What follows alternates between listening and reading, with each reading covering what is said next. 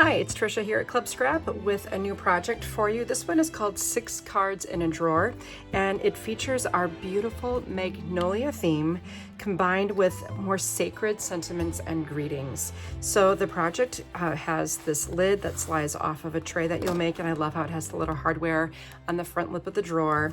And then inside you will find a set of 6 envelopes and 6 cards, obviously, and each one has both a sentiment or verse on the outside and inside. And during the workshop, we'll trim and score, fold and assemble all of these cards together. They're just beautiful. So a closer look at the kit, you can see that you can download and print a detailed copy of the instructions. You've got your half a dozen ivory envelopes, 4 of these cute little silk rosettes, a set of ribbons. Your ribbon may vary by kit, just kind of depends on what you got, but they're all going to be very similar and coordinate.